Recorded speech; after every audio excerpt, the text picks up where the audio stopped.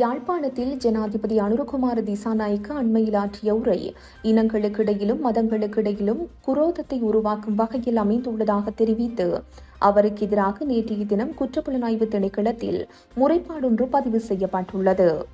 பிபுதுருகெல உரிமை அமைப்பின் இளைஞர் விவகார செயலாளர் குமார ராஜரத்ன உள்ளிட்ட பிரதிநிதிகள் குழுவினரே இந்த முறைப்பாட்டை பதிவு செய்துள்ளனர்.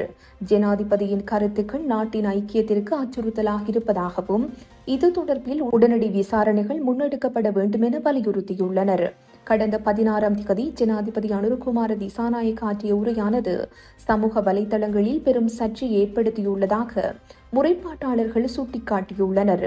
குறிப்பாக வடக்கு மற்றும் தெற்கு மக்களுக்கிடையே விரிசலை ஏற்படுத்தும் உள்நோக்கத்துடன் இந்த கருத்துக்கள் முன்வைக்கப்பட்டுள்ளதாக அவர்கள் குற்றம் சுமத்துகின்றனர்.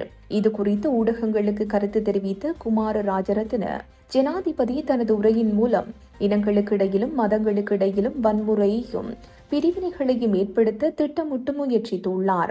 இது தண்டனைக்குரிய குற்றமாகும். புனித பூமிகளை மையப்படுத்தி அவர் வெளியிட்ட கருத்துக்கள் பௌத்த மக்கள் வடக்கு நோக்கி வருவது குரோதத்தை பரப்புவதற்கு என்ற தோரணையில் அமைந்துள்ளன. மத சுதந்திரம் நாட்டின் எந்த பகுதிக்கும் செல்வதற்கான உரிமையும் உள்ள ஒரு நாட்டில் இத்தகைய கருத்துக்கள் தமிழ் மக்களுக்கிடையே சிங்கள மக்கள் மீது தேவையற்ற பகையை உருவாக்கும்.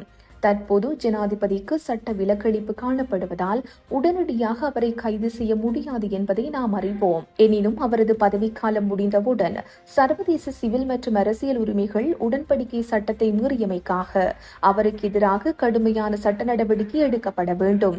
ஜனாதிபதியின் இந்த கருத்துக்கள் தொடர்பில் அனைத்து சட்ட ரீதியான ஆதாரங்களையும் குற்றப்புலனாய்வு திணைக்களத்திடம் கையளித்துள்ளோம். அவரது பதவிக்காலம் நிறைவடைந்ததும் அவரை கைது செய்து நீதிமன்றத்தில் முன்னிலைப்படுத்துவதற்கான பணிகளை இப்போது ஆரம்பிக்குமாறு கோரிக்கை விடுத்துள்ளோம் என்றார்.